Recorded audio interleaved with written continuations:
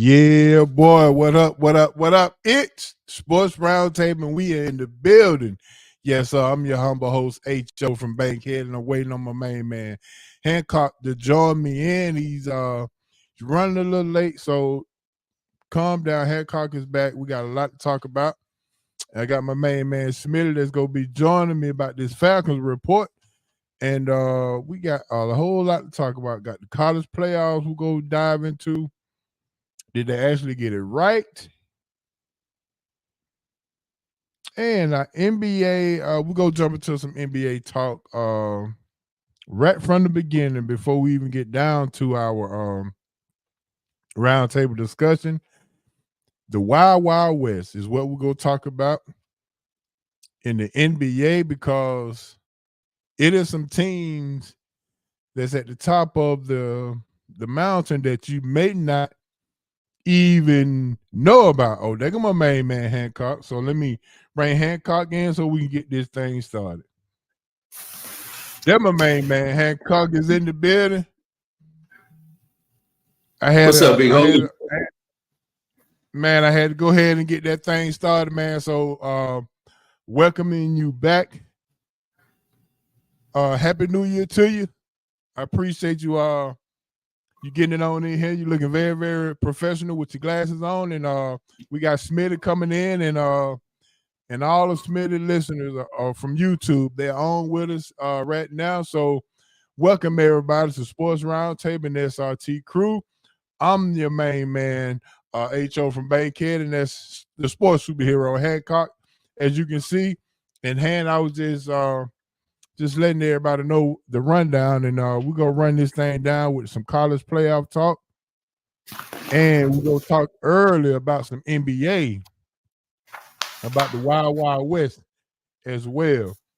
And then we got Smitty. We'll go get Smitty in here and talk a little Falcons football with us. And do we have to? Yeah, we have to, because it's been a minute, and the fans are starving to get some very good perspective on where this team is headed and where it's been. Yeah, I'm not bad at talking to Smitty, but these Falcons, man, we got to make some changes, man. Absolutely, we definitely got to make some changes. So yeah, so we definitely got to make some changes, and yeah, we in the building, man, and we got some ballers and busters in hand. I definitely got to talk about this, recapping this NFL season down in the roundtable discussion.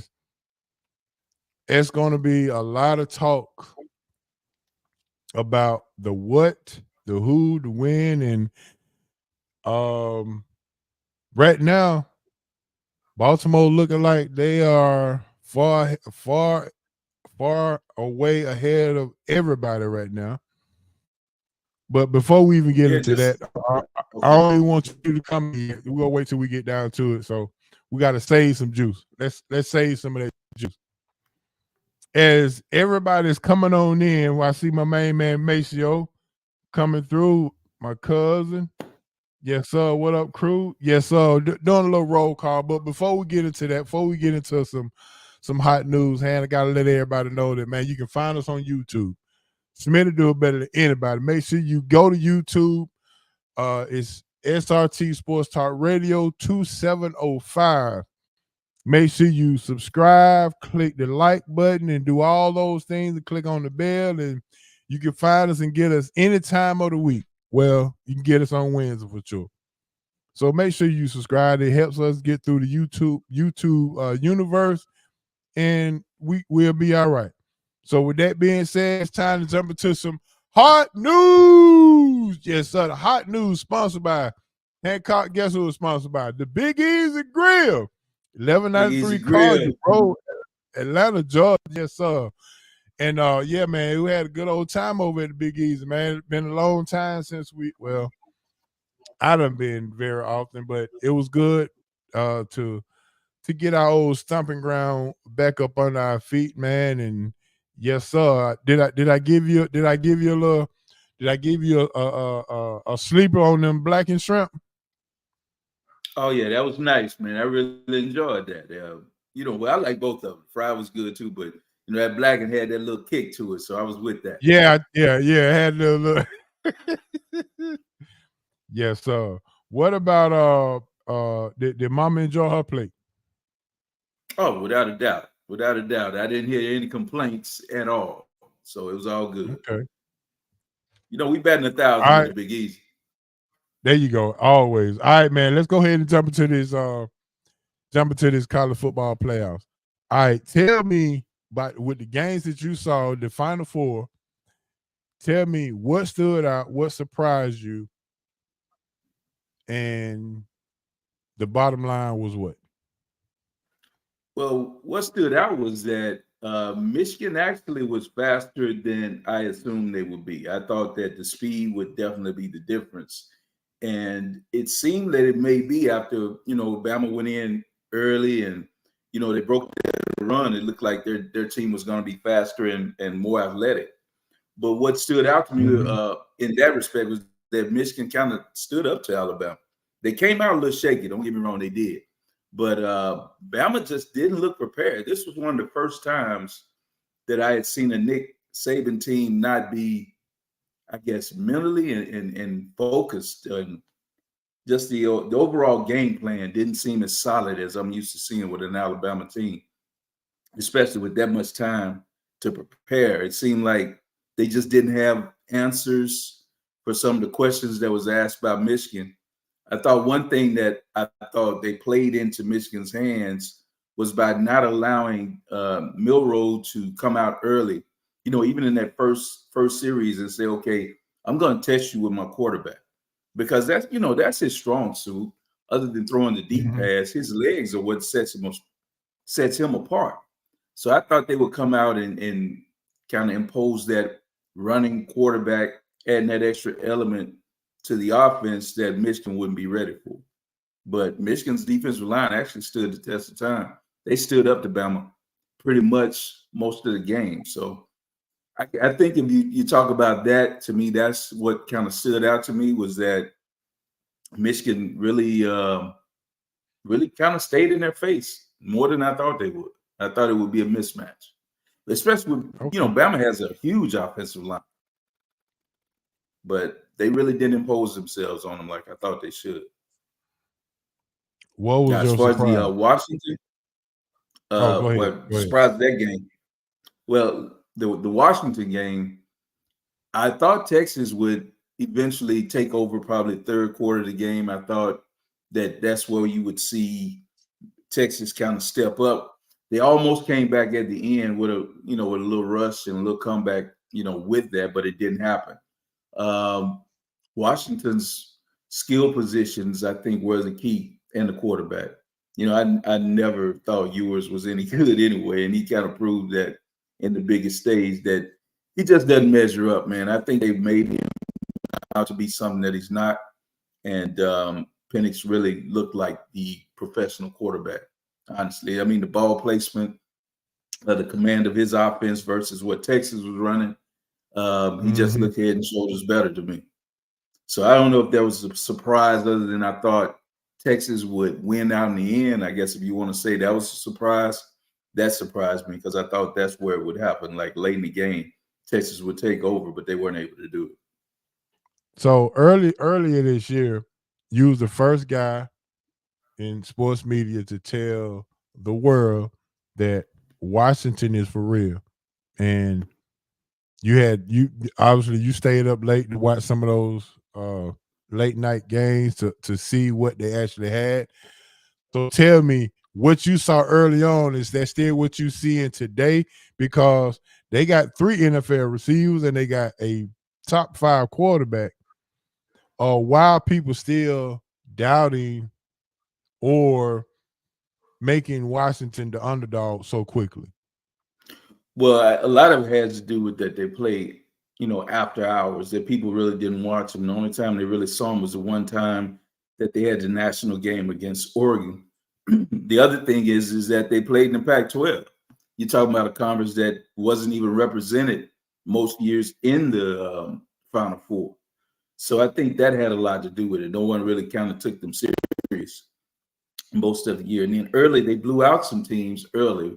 I think they had a real good margin of victory early, but when they lost McMillan, it kind of threw their offense to a kind of like in a little funk, to where now you didn't have to worry about three receivers and you could roll coverage over the top of a Duze and maybe play poke a little bracketed also. But with the addition of McMillan coming back, now you have, like you said, you got three NFL receivers and a nice running back who could, make you pay if you didn't come down in the box. But that's the thing. If you bring that safety down, now you got one-on-ones out there. You can't double cover everyone. And I think that was a problem that Texas faced when we saw it. McMillan was killing them early. And then before you knew it, Aduzier was hitting them deep. Polk had a 77-yard catch early in the game. So that told you right then he was the third guy they were worrying about. And they looked up and he had a 77-yard catch. So they're going to be hard to defend. I don't know if Michigan is – they can't play a man-to-man. I don't see that in any way. So I think for Michigan to stay in this game, they're going to have to ball control. They got to use their run game, and hopefully they can take the air out of the game, keep Washington from, staying on the field, keep them off the field. I think that's going to be part of their strategy to be able to run the ball and take some of the time off the clock. Okay. So I got a question in the chat. Cuz said the Bama never should have been there anyway. The whole thing is a joke. So my question to you now, which leads into the second question: did the committee get it right after seeing what we saw this past weekend? There's really no right and wrong answer for this because it's a TV show. I've been saying that. Even you and Maceo echoed a lot of my thoughts when he was on and sitting in for me. You can't say whether it's a right or wrong because it's all money driven. And right. I'm sure they got their bang for the buck. If you want to talk about what was really supposed to happen, an undefeated team from a Power Five, I'll say it. People don't want to hear it or whatever, but it's the truth. Power Five conference, they got left out of the national championship playoff. Makes no sense. They went undefeated. That was the prerequisite. That's first and foremost in anybody's mind, is to win all your games. So you can sit here and say, well, nobody wanted to see him. That may be the truth. You might say no one wanted to see Florida State there, but I think it's a farce to say anything about, well, they didn't have their quarterback, so that's the reason you kept them out. That makes no sense to me. It never will. The team should have been allowed to play. They earned it because they earned it on the field. They won every game. Now, your question was, did they get it right? They got it right because I'm sure the networks and everybody made out like a bandit with all the sponsors and viewership that they had. I haven't seen the numbers, but I'm sure that 27 million people watch the game. And that's the thing. See, you had marquee program of Michigan, marquee program of Alabama. So that's the thing I'll keep saying. It's about the dollar. Florida State had no marquee names. They don't have the cachet that they once had that was coveted back in the time when they had Bobby Bowden, when he made that, that program into a must-see program. When they were playing Miami and you waited for it. When they played Florida and you waited to see those games. They're not the Cadillac right now. They're what you look at. They're like a Kia, if you want to say it, in a car term. And you're looking at high-profile, top-of-the-line cars when you're talking about Bama and Michigan's programs right now. So it didn't measure up. So, again, it's all about money. And if that's the case, they got it right in that respect. If you want to say what was supposed to happen, nah, they didn't get it right. Because we've seen other teams that, they'll make that same argument for, and they, if they lost or didn't have this, whatever, they left them out. This particular time, you took 2 one-loss teams over an undefeated team. But we know why Texas had to go is because once you decided that Alabama from the SEC was going, you could not by right leave Texas out since they went into Tuscaloosa and beat Bama on the field. So we know what that was about. My apologies. It was 32.8 million viewers at his peak. So, yeah, I guess they did. I guess they did. Yeah, They got about the dollar. that right. Yeah, about the dollar. So, with that being said, we still got some more folks chiming in. Said, well, Rocco said, yeah, they got it right. I mean, especially with the this is the highest it's ever been since they went to 4. The Yeah. best ratings they ever had since they went to the college football playoffs. And So the thing about it is now it's a good thing that they're going to 12 because these other bowl games and everything are just a joke. They're not even glorified scrimmages when you don't have any kind of talent, that are staying or there to play. I mean, Florida State would have had 30 players that didn't even show up, that either yeah, sat or didn't play. And they weren't the only squad that had people that sat out, and that's the thing.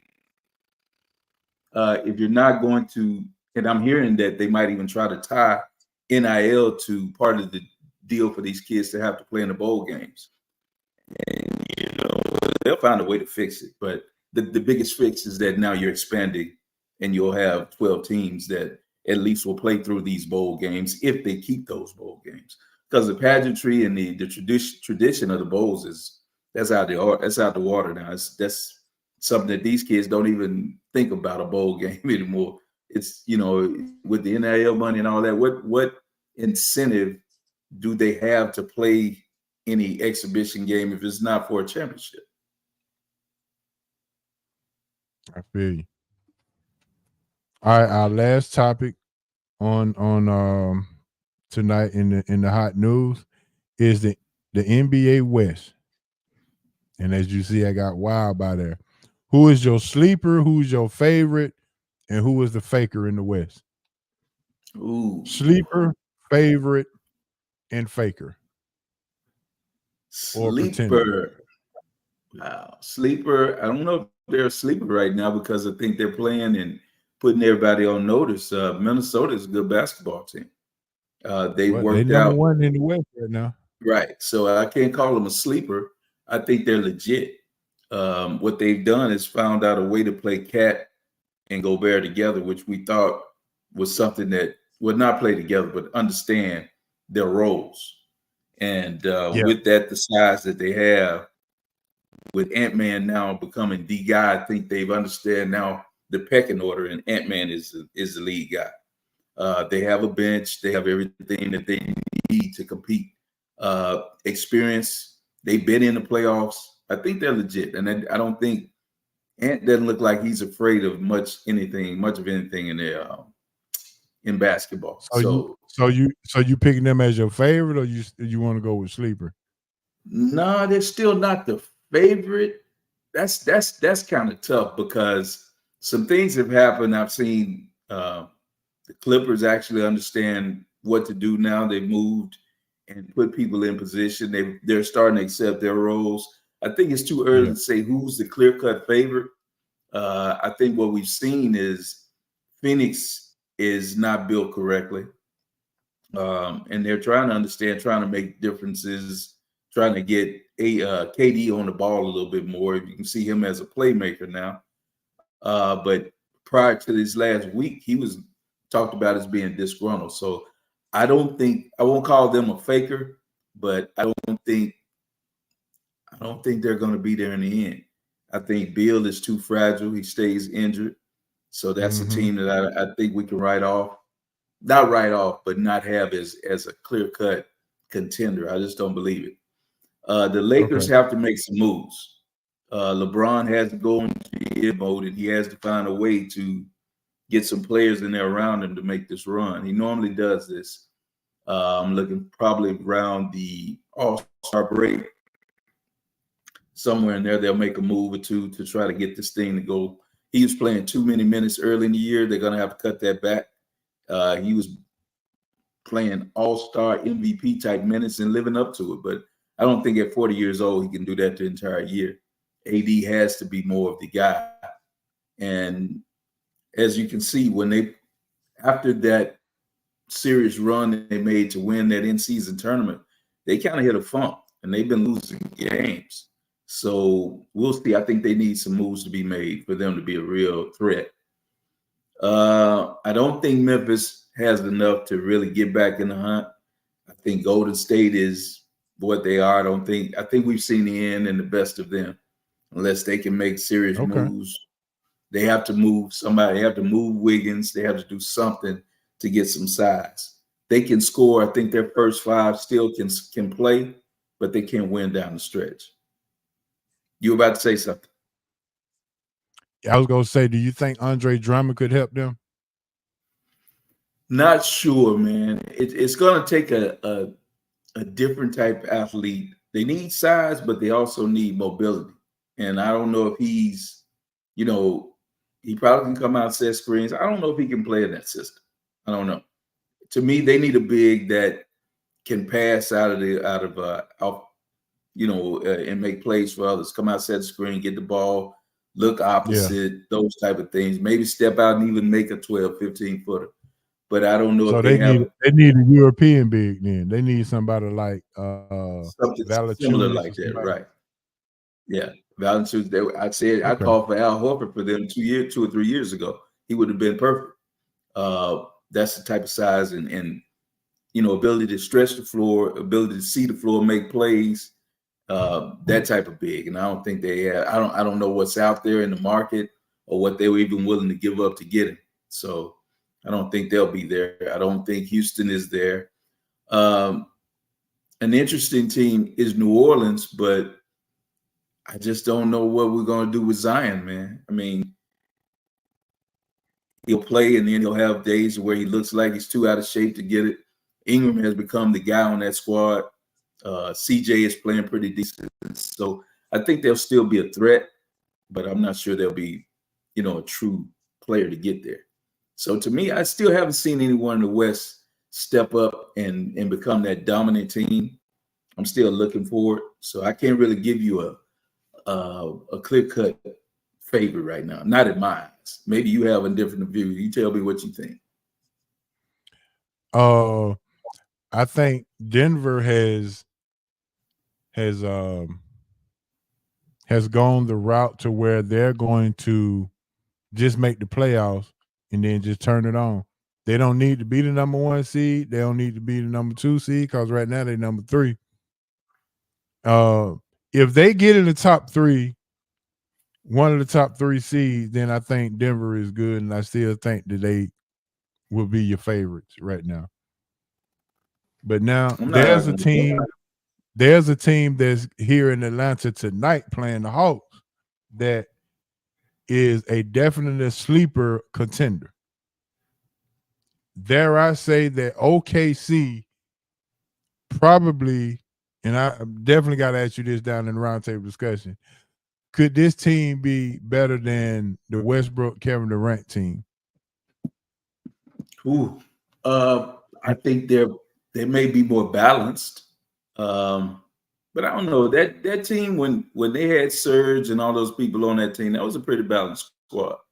Yeah, I don't know, it's pretty balanced. So I don't know. They got a lot of young guys.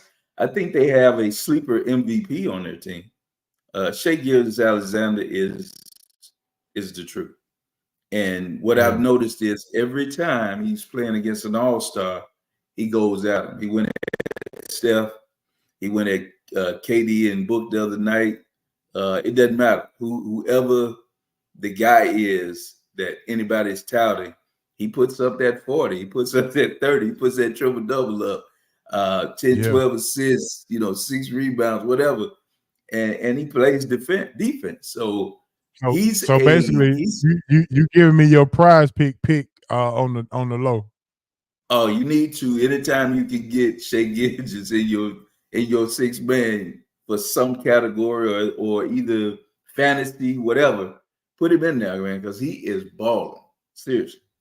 I think he learned under those guys. And this is what, you and I talk about this a lot. And I always tell you have to identify a guy in his second or third year and find out what he may become. This is a prime example of what I was talking about. Him, when he was under the tutelage of the guys at the Clippers playing under Paul, he learned how to play basketball. And now his game is blossoming. You can see it. He's right now. I mean, he has to be in the top 3 for MVP. You know, and the thing about it is he plays in OKC, and a lot of people don't know. You know, but anytime he straps it up, I promise you, the eyes are gonna go to his game because he is balling. You'll see tonight. Trey will see it tonight. Okay. Cool. But I do like so OKC. I don't know if they're ready yet, but I do like them, big homie. That's a good pick. Yeah. Here's somebody else in the chat. This is what he's saying. Tell me what you think about this. Ooh. You know, I kind of go back and forth on this to trade Trey or not, but Trey is an all-star, man. Trey is a star. And when you trade a star, you better be sure that you're through with him and that, you know, you're going to get something in this place that if not more, at least what he brings. We saw that firsthand here when they got rid of Dominique Wilkins. You can attest to that, I'm sure, big homie. When you get rid of your stars, you better make sure that you're bringing in something that's star worthy. And yeah, maybe you can trade for draft picks. What draft picks? To me, what is it? I mean, you're not in the running for Wembanyama. I mean, who's the next guy you're going to try to get? Well, how can you identify him? You know what I mean? I mean, it's not like it was back when we were younger, when we saw college players and we knew what Jordan may be in the league. You know, we knew what Olajuwon might be in the league because they played 3-4 years, and you know, we saw that. We saw them coming. It's a crapshoot to me. I mean, I hear all these top guys going to these schools and whatever, but how many of them really impressed me? Eddie out of what's the big stiff white guy, senator guy? Eddie. Zach Eddie. Come on, man.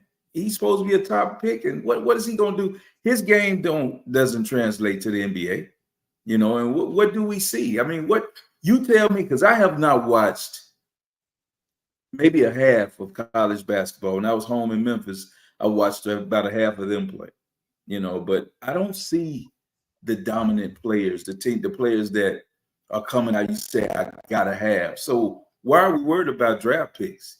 You know, I just don't understand it. Like I said to you, to me, you identify guys that are in the league that maybe have something that you see and maybe coming up, and you go try to pluck those guys.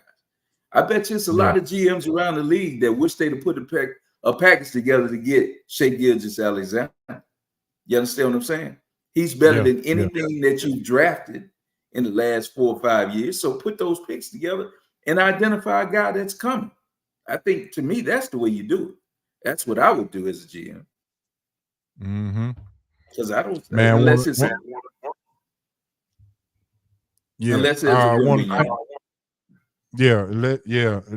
that's one in the generation that, you know, that's you know, it looks like all of the guys that's really making impacts, you know, over the last couple of years are the guys that's coming from the European style.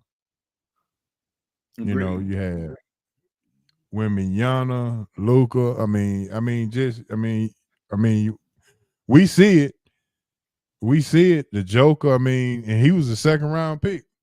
Right. So I mean, the people who are making the impacts are coming from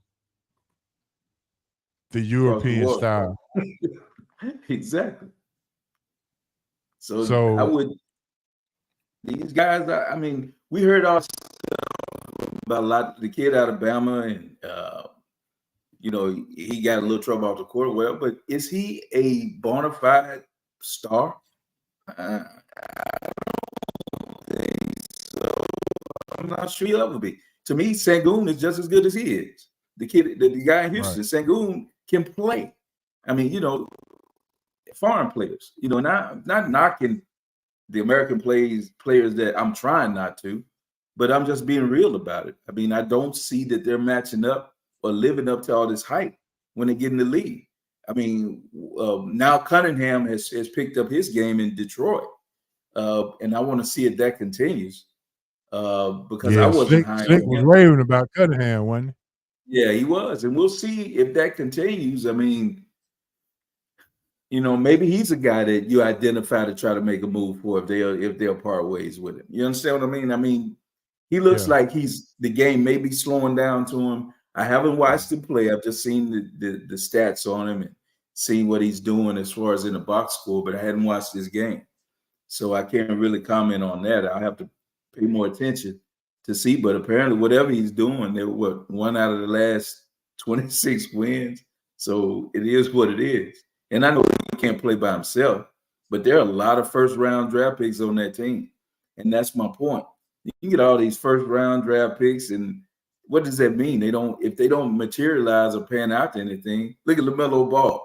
He was a number one top draft pick, top 2 or 3 pick in the draft, or Yeah. one, whatever he was. But what is he? What is Ant-Man that went first. considered? Yeah, he went. Yeah, that's right. Because Golden State had a chance to get him, and they took what's my big boy? That's with Detroit. Wiseman. And so that's my point again. You're taking these guys, and they're supposed to be all that. And Detroit has how many once in a lifetime, once in a generation players on their team right now? When you talk about Wiseman, you talk about your boy the Duke, and maybe even Cunningham. You got 3 of them, and it's amounted to 1 win out of the last 30 games. So what does that mean? Once in a lifetime, generational players. Yeah, that's a tough swing now. That's a tough swing. It's just hype, man. It's a lot of hype that these guys are gonna be all that, and they don't live up to it all the time. And it's I know it's a crapshoot, but my point again on it, and I always tell you this, I wouldn't keep the number 1 pick and pick somebody just because everybody says he's a can't miss. We see that happen over and over and over. And how many of them really pan out? And then they say, oh, we got to have this pick and we're going to take him, and nothing happens from it. So why am I going to use that? I would trade back. It doesn't make sense to me. Or trade out of it. I'm probably going to be sorry again next year. So maybe it'll be another once in a lifetime player coming out. Because right now they come out a dime a dozen. All right. So real quick before Smitty come on, I want to at least talk a little football to get some steam going before he jump on with us. Your thoughts on guys not playing in the 18th week, and should we be saying congratulations to the Hancock household? Well, I guess you can congratulate the younger guy. He ended up winning everything. He took it home, so we got to give it up to him. All right, that's for Jalen. One more time. Y'all kept the money in the house, huh? Yeah, definitely. He owed me anyway, so I need to get that. There you go. Yeah, there you go. So now he can take you to Kajumbos, right? You know it. There it is, my man. So week 18, Matthew Stafford is out, Cooper Kupp is out, Kyron Williams is out. There's a whole lot of, even Flacco is not playing. So talk to me about is this a good move? You like it? You don't like it? I mean, they out because they trying to preserve for playoff health reasons. But I mean, I guess it makes sense. Your thoughts on that real quick. Without a doubt, if there was nothing to play for and I can't improve my seeding, I wouldn't play my important guys. There's no way I'm putting Lamar Jackson on the field. We've already solidified what we are. Maybe if we were going for an undefeated season or something like that, maybe, because you'd always like to have your legacy say something like that. But if there's nothing to gain from it, there's no reason to play your stars. I don't see the value in it. So I'm not mad at any coach holding out any players. And you look at the Rams, use them as an example. They don't even play anybody in the preseason. So you think they're already in the playoffs. McVay is the poster board for holding out players on He's almost like Popovich when you talk about the preseason. There's no reason to play him. So they can warm up, keep him in bubble wrap, whatever. But nah, Puka shouldn't see the field. Stafford definitely should not see the field. And Cooper Kupp, without a doubt. And your running back, because he's come on now and made himself into a top 3 back in the league. He's carrying the ball 20 times a game. He can catch the ball out of the backfield, Kyron Williams. So that's without a doubt. No, he might be the most important person on your team, because when he was inserted in the lineup, that's when they took off a little more. Yeah, Puka was doing it early, but they weren't the threat that they are now. And Kupp came back. But still, when Kyron Williams started to really assert himself, that's when you thought about the Rams as a possible contender. They're well-rounded. They got everything you need when you talk about offense. And then you have players on defense that can make plays. You can always get pressure with an Aaron Donald, so he makes your defensive line better, because you have to pay attention to him on every play. So that means that he makes that defensive line better. He can get pressure on the quarterback. So what does that do for your secondary? That gives them an extra beat.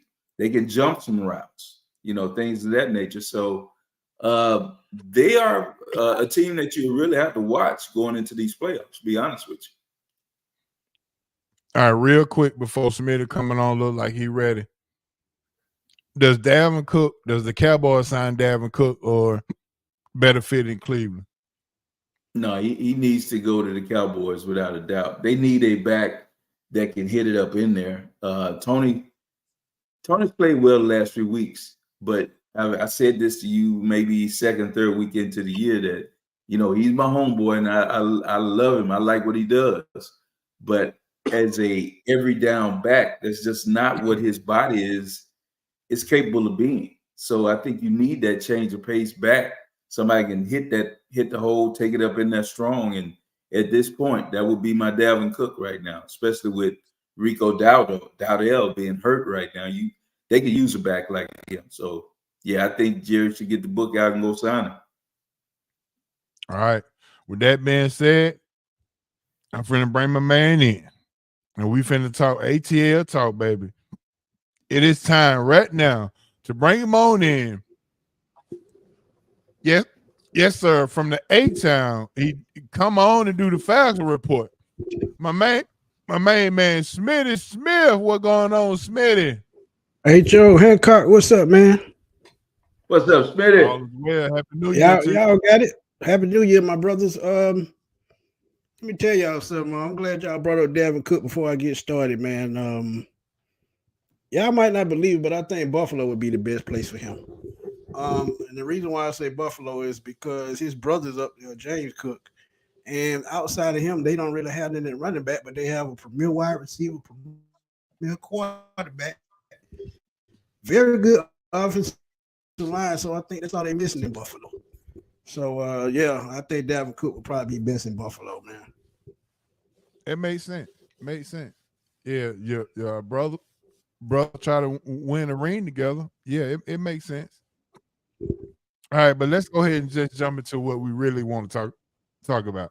Smitty, I always want to bring you on when some positive stuff going on, because we like to bring positive energy. And unfortunately, when we talk about the Falcons, who do we blame for not bringing this positive energy to the sports roundtable? I mean, my goodness. So my first question is, it ain't me. I tell you that. Yeah, I know it ain't you. But my first question is this: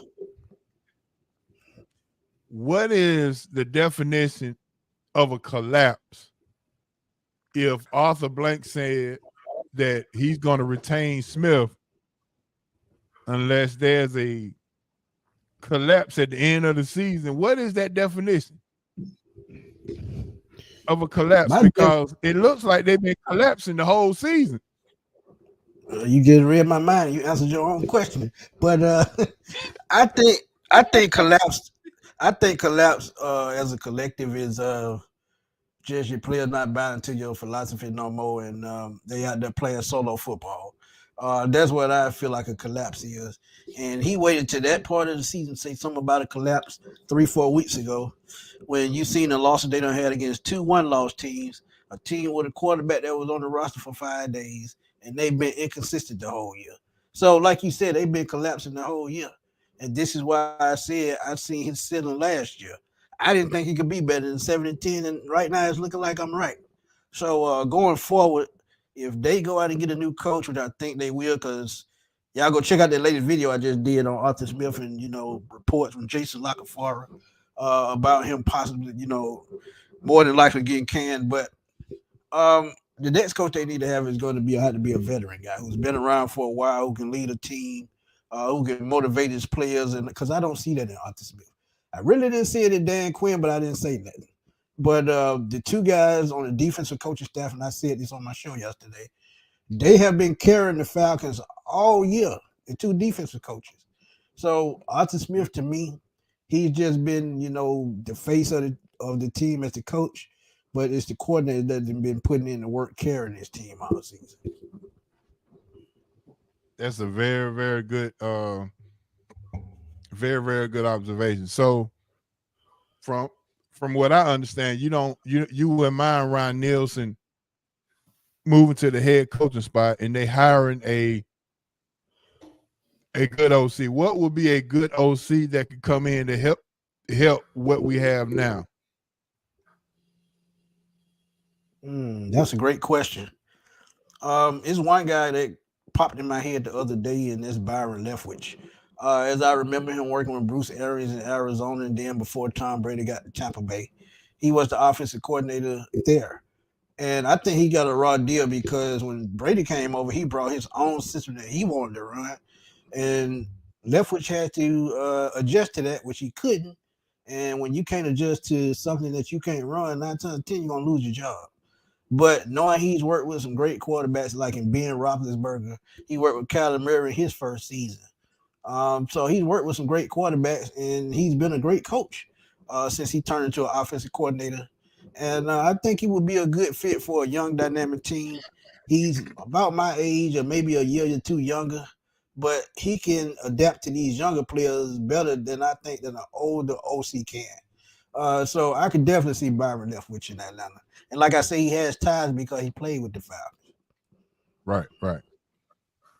Okay. Somebody had brought up a Todd Monken. Oh, yeah. I don't see him leaving Baltimore, though. Nope. Yeah, I don't see him leaving Baltimore. What okay, let's talk about this game Sunday. Now, did the game Sunday give more credence to the Falcons fans that we need to go after Justin Fields, or was it just okay, we lost and we concerned about the 4 interceptions? Are we concerned about CP not being used correctly and things of that nature? Which one stands out to you? I just think, like I said earlier, I just think it's the head coach just not having control of his team. And I've said the last 3-4 weeks, I thought he lost the locker room, and that's why they're not playing inspired. You draft 3 offensive players 3 years in a row to make a dynamic offense, and then you don't have nobody to run. It's just like having a car without keys to crank it up. You don't have that guy to crank this offense up. So if you don't have a quarterback that can handle this talent, or an offensive coordinator or coach that can call the plays and get this offense rolling, and we haven't had a defense like this in God knows how long. And you get a defense, you spend the money, and they do their job. And now they're at the end of the season, they're just worn out for being on the field so much. But Arthur Blank, I blame him more than anybody, and I'm gonna just keep it real with y'all because that's what I do. But I just blame Arthur Smith because at the end of the day, the coach got to take the blame. Okay. How?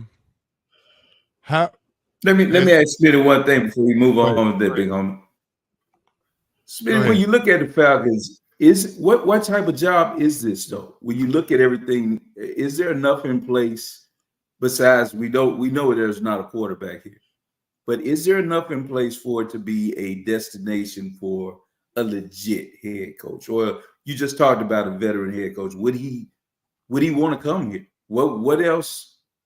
Is there something here that would draw somebody like that? That's a great question. And my answer to that, I think so. And the reason why, like I said, you have a collective amount of talent on both sides of the football. Offensive side, you got those three rookies. You got two Pro Bowl offensive linemen. You have a rookie that excelled in Bergeron.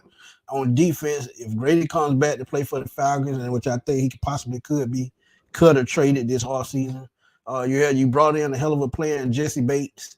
AJ Terrell, who's an all-pro corner. So they have a lot of pieces on this team to build a Super Bowl contender. They just need the right coach with the right experience to get the best out of these players. If they can do that, I would definitely see a top-flight coach coming here. And I said it too. I said if Dion ever thought about coaching in the NFL, if he can get his resume up to where it needs to be, he would make a hell of a difference for this city. So it's just all about building the right team and bringing in the right culture. And one word that I think this team needs more than anything, and that's structure. If they structure this team from front office all the way down the roster, this is a Super Bowl type city. Because you see what Hollywood is doing here with movies and things like that. So why not have a right, NFL, NBA, Major League team that's doing the same thing, thriving? So I just think it's a perfect opportunity with the right coach. We'll have to rank these jobs sometime or another. I know we probably can't do it today, but there's some job openings out there, and I wonder how you would rank, because the Chargers job looks like it's a job that somebody wants. I'm not sure anybody wants Carolina right now, but the Falcons should be available. I don't know if they will be, but there are a couple of openings and some places that should be available. I just wonder how you would look at that and rank those jobs. I'm gonna give you an answer. I'm glad you said the Chargers. That was the first team popped in my mind, actually. If you look at the Chargers roster and the Falcons roster, is built similar. They have running backs, they have receivers, they have edge rushers, they have safeties, cornerbacks. They built just alike. Just know the Falcons don't have a quarterback and the Chargers don't have a coach. That's the only difference. I kind of like your Falcons situation a little better because I think the Chargers probably have to pay some people a little bit quicker than what the Falcons will be, to be honest with you, if you look at exactly. it. Exactly. And Khalil Mack is one of those guys. Yeah, and I think what was the receiver that got hurt this year? I think he's due for a deal. Keenan Allen or Mike Williams? Mike Williams. I think his contract. Mike Williams got paid last year. Mike Williams got paid last year. Mm-hmm. Okay, I stand correct. Schmidt, we don't have a coach either, so I mean, I'm just gonna be real with you. Oh man! But I would say this though: if it was you, if you are in the leadership part of the Falcons, is the bigger need a quarterback, or the bigger need is an OC or a new coach? Well, that's an easy answer. The biggest need is a quarterback. If you don't have a quarterback in place, you can't run nothing. That's just like trying to jump on a bicycle without pedals on it. It ain't gonna go nowhere. So you need a quarterback, point blank.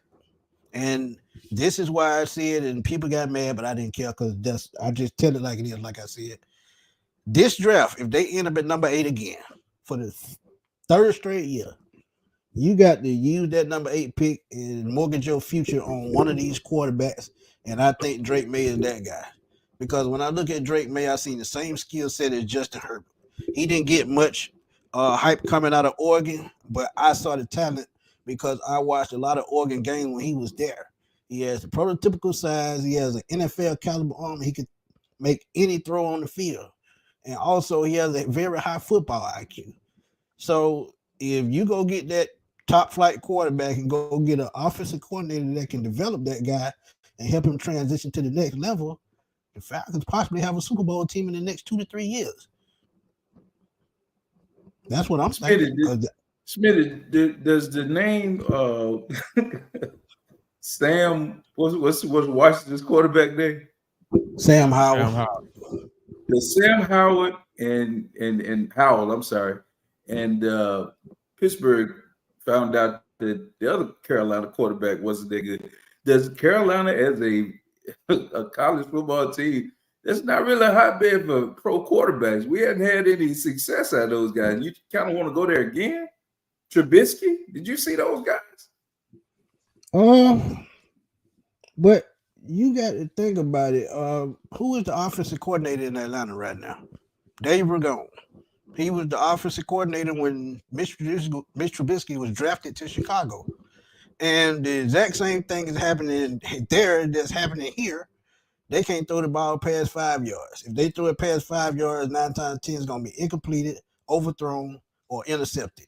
So I would take that chance again and move up to 1 or 2, because I know one of these guys that in this draft can come in and do a better job than what they have right now, and they rookies. Because I think you saw what Michael Penix did the other night. He's left-handed. He can make any throw on the field as well. The only thing is with his injury history. But I don't worry about that because Frank Gore played 17 years with 2 torn ACLs as well. So if they end up in the right system, any one of these quarterbacks coming out of this draft, I think all of them probably could be at least all-pro quarterbacks. At least 4 of them I know. So, yeah, I would take a chance. I mean, if you don't take a chance, how will you know? So you drafted a quarterback in this draft? You said, do I really like one in this draft? If you're the Falcons, are you drafting the quarterback in this draft, or you going free agency? If Justin Fields not on the table for the Chicago Bears, I'm going up the board, go get Drake May. I don't care what it takes to get there. You like Drake May over Penix? Yep. I saw both of them play. Caleb Williams is a little bit more athletic and he can make more throws on the run. But when it comes to standing in the pocket, slinging the football, a gunslinger, Drake May is that guy. Jaden Daniels, he's a scrambler / passer. He's one of those guys that has probably a Donovan McNabb skill set. He can do it all. He could be one of those guys I can see run for 100 yards a game like a Lamar Jackson. And I just think, with Drake May, I just see potential there, and it's just something about that kid. I just see the same thing I seen in Justin Herbert coming out of Oregon, and I like Justin Herbert. And I wish he would have went to Miami, but Tua has come around, so that's the perfect spot for him, and we'll see. All right, we got some in the chat room. I want Smith and Hancock to read. I ain't really mad at that. I ain't either. That's cold-blooded, though. Hey, I'm with Dez all the way, man. Arthur Smith could, man, like I said, I wouldn't even trust Arthur Smith to make a collect call, and I mean that. Oh my God, that's bad. Hey, Smitty, tell me, did the Falcons prove that they can play defense without a Grady Jarrett? Yeah, and that comes to coaching, just like I said earlier. Great coaching. You talk about Ryan Nielsen, who's one of the best defensive line coaches in the league, and Jerry Gray, who's one of the best secondary coaches in the league. And what did I tell y'all when the season started? Y'all laughed at me. How many sacks do y'all see the Falcons getting? I said 40. And guess what? They're about 4 away from 40. So great coaching goes a long way, which is why I said you keep one of those guys in-house. They already made that mistake once before with Matt LaFleur and Kyle Shanahan. Don't do it twice. So if you got to keep one of those guys, whether it's Jerry Gray or Ryan Nielsen, you do that. But I say keep both of them and bring in an offensive coordinator and let him do his job. And if you bring in another head coach, make sure they're on the same page.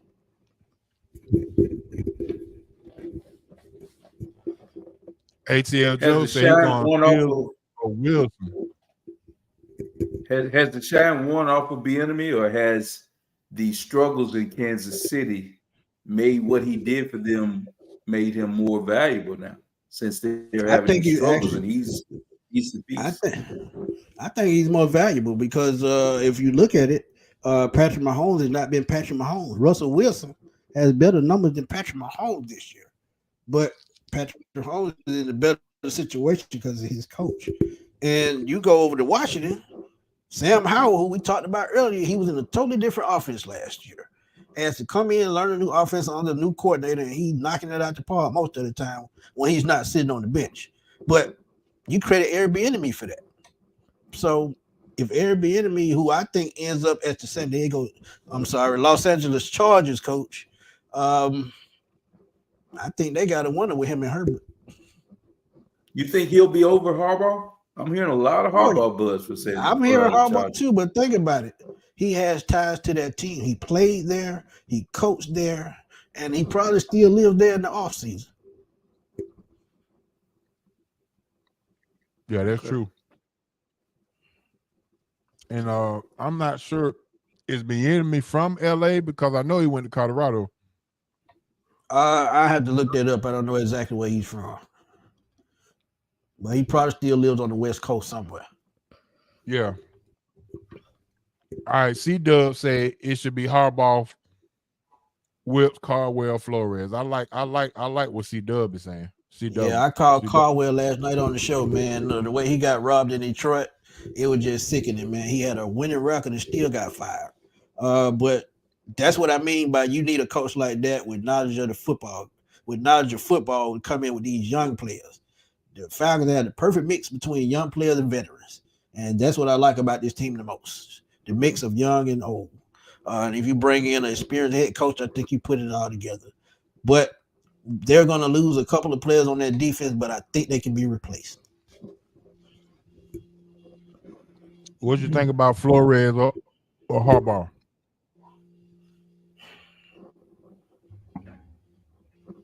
To be honest, Harbaugh, he took over Mike Singletary's team, even though he led them to a Super Bowl appearance. I would like to, see what he can do if he stays at Michigan another 2 to 3 years. Could he win a national championship? If he does that next Monday, oh yeah, he'll be back in the NFL. But would I like him in Atlanta? I still say no. I'm just not a fan of his. Even though he worked wonders with Colin Kaepernick and Alex Smith, it's just something about his demeanor that I just don't like. He builds a physical football team, Smitty. I mean, when you play San Francisco, correct. Yeah, wherever he goes, he builds a physical team. They are going to be tough in the trenches, and I think he builds that team inside out. So and that's exactly what they have in Atlanta right now. Right. Mm-hmm. So I think he would, especially that run game. You would come in here, you get a power run game, and you take some shots down the field, but you would definitely be a physical football team. And that's not all bad. That's not all bad. And again, especially with the running backs you got. That's why Justin Fields fits this team to a T. You talk about a guy that can throw. He ran for 1,000 yards last year. You add that to the run game with the 3 guys you got now. Well, 2 guys, because I think Cordell Patterson is gone. But with Algier and Robinson still here, and you possibly could go in the draft and get a guy like a Braylon Allen from Wisconsin, a power back. This team offensively would probably be unstoppable. All that sounds good, but if we still got Silver Spoon calling plays, then I call him Ricky Schroeder, because if we still got him calling the plays, it's just gonna be another bad year. You can't be talking about I'm sorry, Dave Ragone, because he ain't doing nothing but ordering DoorDash, so he don't even qualify as a play caller. Right. Well, I'm talking about the other one who keep cutting his mustache off every 3-4 weeks. Like that's gonna change something. That ain't I gonna don't change care nothing. what week. I don't care what week it is, Smitty. All of the press conferences sound the exact same. Yep. Whether I said that earlier today. you can pull it. You can pull the tape and put it in based on the press conference. You wouldn't know what week we was in because same thing. It sounds the same. It's just like a broken record. We don't even need to have a live press conference. Just replay the one from last week. Hey, and it's the same thing on the field too. Same thing on the field. Same type of mistakes. Same type of mistakes on the field. So if you can't help this team get to the next level, which I think he can, like I said last year, I think he reached his ceiling because last year they were still in cap purgatory. He had a worse roster than he did this year, but the team actually played better last year. You go out and spend all this money, and now same result. It just doesn't make sense to me.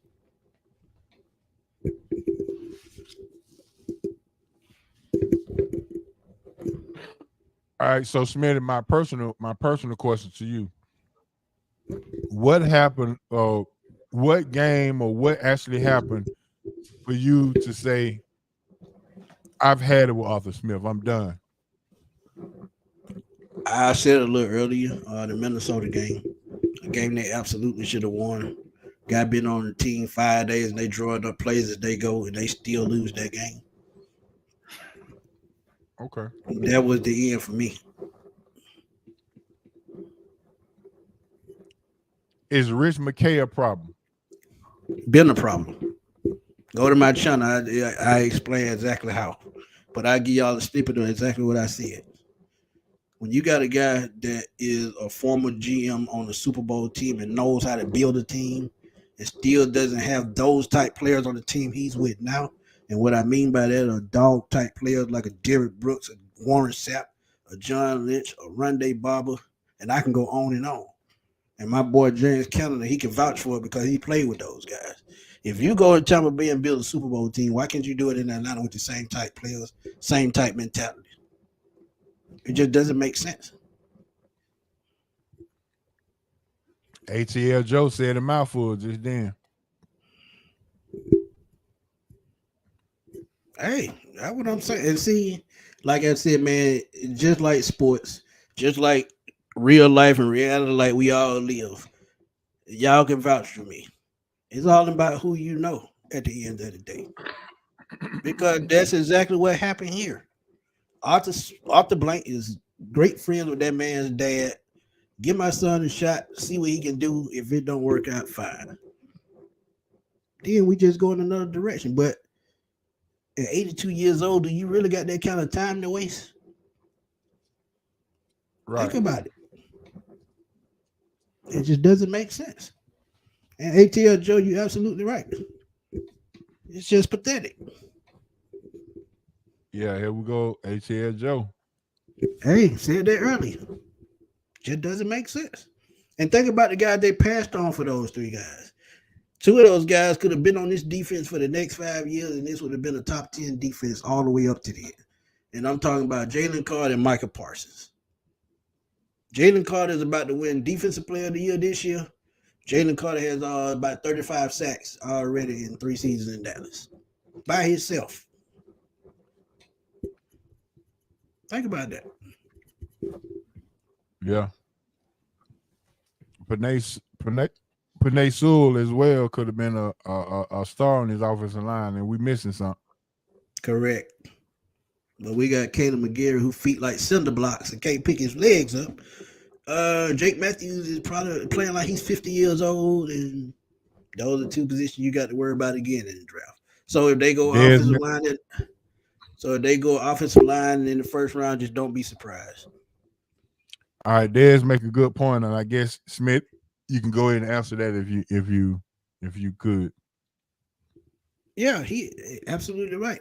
And this is the third year of a 3-year plan, and the plan has not succeeded. So it's just time to start the plan over. And like I said, go get a veteran coach that you think can carry these players or carry this team. Because if you put a lot of money into a team, you don't go bust it down and try again. You go put somebody in the driver's seat that can drive the bus and drop the kids off at the right stop. So the plan was to have this team contended by the third year. It's not going to happen. So now to keep that plan going, you have to go out and find a winning coach. Point blank. After losing to Carolina, though, Smith, I'm like, I mean, how do you not fire a guy after losing to a Carolina team? How can you coach your way out of that dumpster fire with 3 games left? I mean, I didn't understand it. Well, like I said, and this is the reason why I said it. The Minnesota game, when you let a quarterback that got traded from a 1-7 team at the time come in and beat you in your home stadium, that was enough for him to say, let's see what one of these coordinators can do with the rest of this season. And we make the playoffs, they get the job. Because I think at that point, you need a fresh voice from another coach for these players. And if you do that at that point in the season with, I think, 8 games left, you possibly be better than 7-9 right now. You probably have 10 wins. Who knows? But a fresh voice is always good. Because you see what Antonio Pierce is doing in Las Vegas with the Raiders. When they fired Josh McDaniels, they put Antonio Pierce in place. He's only lost 1 game since he's been there. Since he's been the coach. Yeah. So a fresh voice always helps a locker room when a locker room is in turmoil. It's just a proven fact. All right, let's see. We got some more coming through. That's my boy Bags. Shout out. Yeah, shout out Bags. Yeah. But Bags I heard me say it before. It's all in who you know. He got rich off of Derrick Henry running the football. When Derrick Henry ran for 2,000 yards, that solidified his job as a head coach. Yeah, everywhere he went, everywhere he's had a job, FedEx was a sponsor. That's not a coincidence. Oh man. Cause you see, AJ Brown left Tennessee as soon as he left because he already knew what the deal was. He knew it wasn't nothing else there. Nothing. And since Arthur Smith left, what had Derrick Henry done? Nothing. Right. All right, my last one for you is out of the Jim Mora, Dan Quinn, Mike Smith, has this been the worst coaching job that's been going on in these 4 or 5 year windows? As far as the head coaches is concerned, has this been the worst coaching job or the worst positioning that we've been in as a fan base since Arthur Blank took over owning the team? Yeah, I would say so. Since Arthur Blank took over, but I also go back to Bobby Petrino. That was a bad hire. You can't. I don't think nothing will ever beat that. That was dysfunction from the jump all the way up to the 12 games that he coached and quit in the middle of the night. Don't nothing get worse than that. But as far as coaching in a 3 to 5 year span, yeah, I would say this is probably the worst because this team this year probably has more talent than the Super Bowl team back in 2016 with a Julio Jones and a Matt Ryan on it, talent-wise. If they had a quarterback, right, this team would run that team out of the building. And you got any more questions? No, Smith ran through it all for me. All right, so he said how right it was. One thing I can say is I think I was right on Desmond Ritter, Smith. I told you the first time we were on this show, I didn't see it. It just wasn't there, man. And I didn't understand the pick. I don't know what evaluation guy did this or what they saw in him, but I just didn't see it. And that has come to fruition. But that shows, see, it seems that his inexperience is, and like somebody said, and like I've said before, his ego ate him up. Because what has Desmond Ritter showed you before game that said he's that guy? He only threw 2 touchdown passes in 4 games, and that was against the 2 touchdowns was against a third string Tampa Bay defense. And then on top of that, this season, those snaps in the preseason, when you know he don't have that much experience, make that make sense. And you should have had a quarterback competition. No matter who won the job, as we see, it was not going to work. So he screwed himself for overthinking. Yeah, he spoiled kids think they the smartest person in the room all the time. Right, and that's why I always say he got that rich kids complex. That's why I always say that. Yeah, he definitely got the rich kid complex. Hey, Smith, I got a question for you and Hancock. Last week, Hancock was out, and I had some my guys in, and I had a new listener she's from New York. Her name is Tanya. Mm-hmm. And when I tell you she told me my boys threw her under the bus, and I was gonna pose the question, but I'm gonna pose it to you two guys. And I was trying to tell her that you cannot be a New York Jets and a New York Giants fan at the same time. She said Don't work that way. Don't work that way. Nope. Not from what I understand. That don't happen, big homie. That's just like the Lakers and the Clippers. They play in the same arena, but you got different fans for each team. Exactly. Yeah. It just don't work that way. Well, she told me not to throw her under the bus tonight, but I told her I had a couple of different opinions, and I told her you can't do that. You can't. One day she said,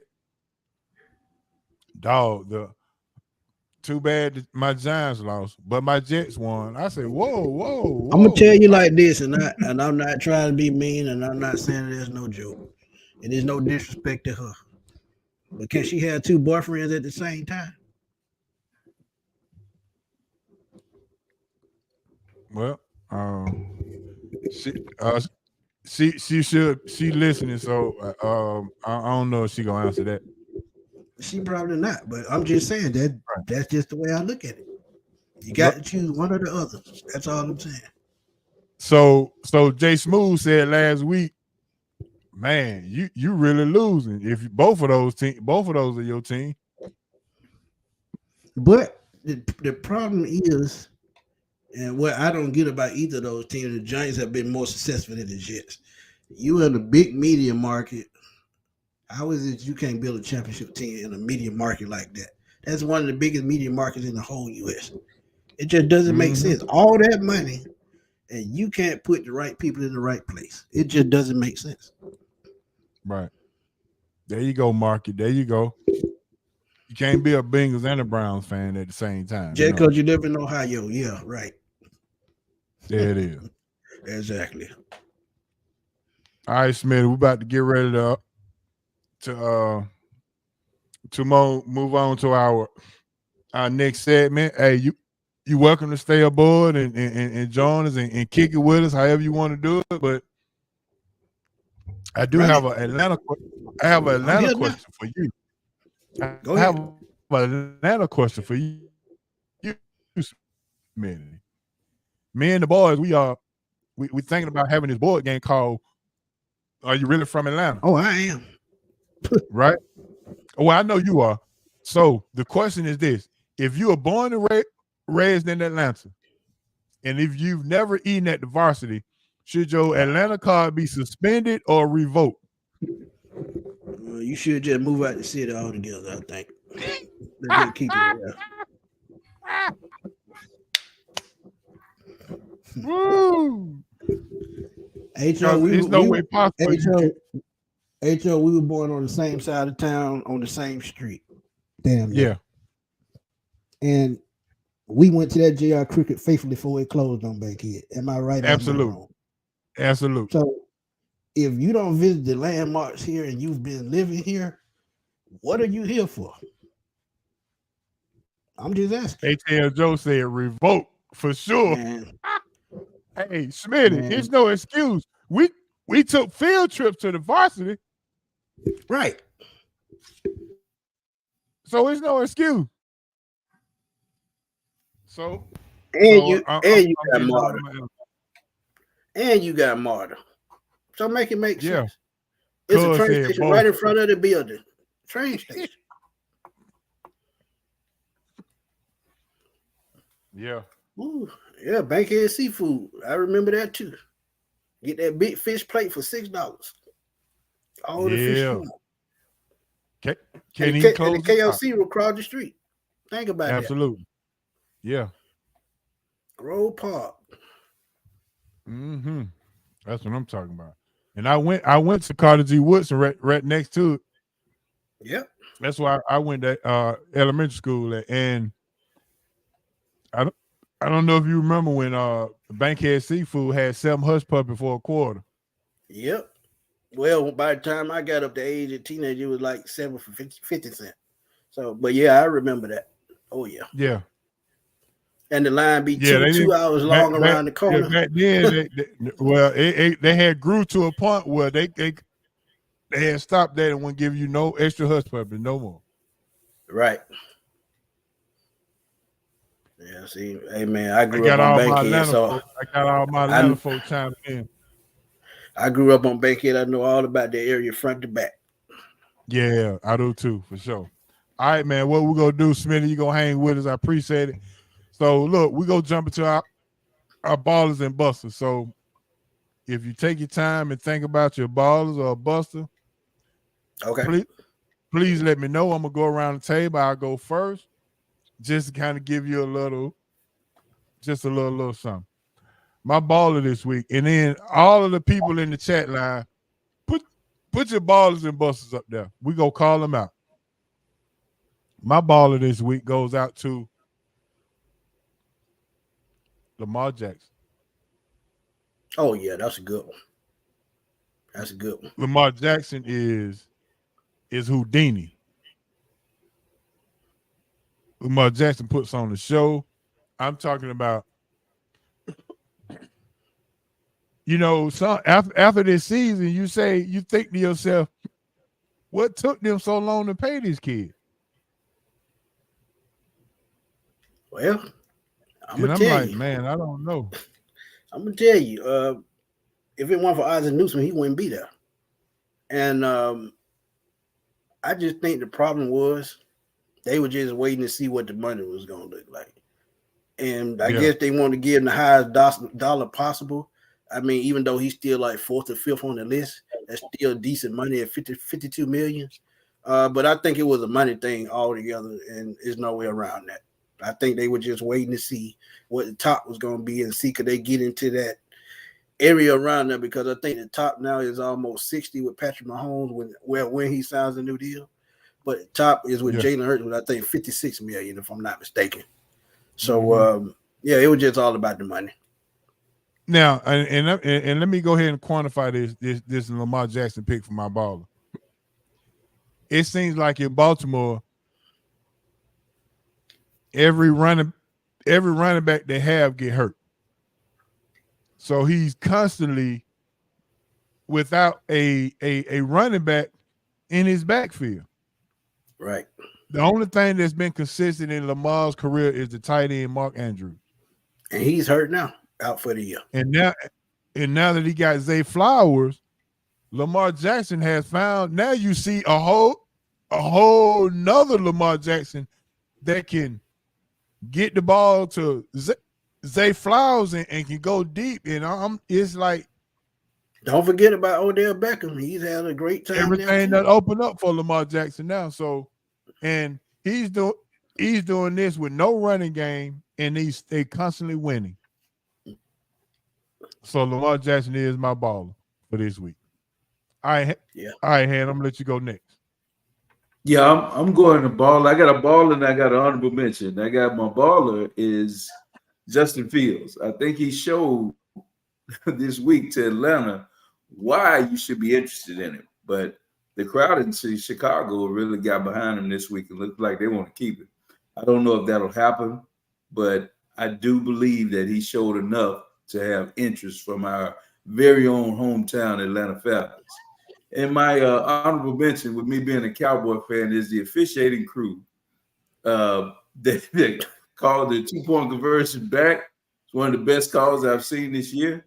So, and I'm being a little facetious, but there was no way in the world that they were going to let the Dallas lose that game.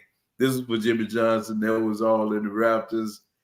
I mean, that was ridiculous. I'm not going to say I've never, but it was one of the worst calls, the worst officiated incidents I've ever seen. And that make you wonder, and see, that's why he always said this stuff rigged up because of things like that. Yeah, that was horrible, man. It truly was. But, you know, it helped my boys. We look like we're going to win the NFC East now, so I'm good with it. All right, Smitty, what you got for your ball?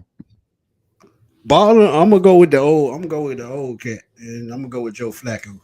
And if y'all see him fall asleep on TV, that probably would have been me too. I'm gonna just keep it real. But you talk about a guy that came off the couch, threw for 400 yards and 300 yards in 4 straight games, and showing that he's the type quarterback. Y'all remember that run he went on in Baltimore to win that Super Bowl in 2012? He has that type of ability in the postseason. So anybody counting Cleveland out, y'all just better stop it. Because Joe Flacco gonna show y'all he gonna go out with a bang. And I think he is. I think they win at least one playoff game. So Joe Flacco, that's my baller for the week. In my NFL recaps, I got Cleveland as a surprise Super Bowl contender. Don't be surprised. I could see it. They got the best defense in the league. Joe Flacco plays better when he's in the playoffs. So you ain't seen nothing yet. Oh, dear. I forgot about my busters. My bad. No, we ain't got to the buster yet. Oh, okay. Go ahead. My bad. All right. So Marco said his ball is Joe Flacco as well. Yeah, Marco, that's his team. That's his hometown squad. So what? Say it again, Hank. That's his hometown squad. Yeah, it is. He said he was knocking him down for picking him up, but not now. Yeah, he made that 7-hour drive. Went and picked that check up. I don't blame him. ATL Joe say he feels was balling for sure.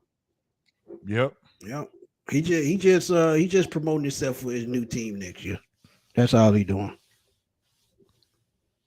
All right, real quick, what did you got to give up for him? I've been hearing 2 second-round picks or a second and a third, and I'm fine with that. And if I'm Atlanta, if they get that second-round pick for Calvin Ridley, you make that deal every day, twice on Sundays. Exactly. Yep.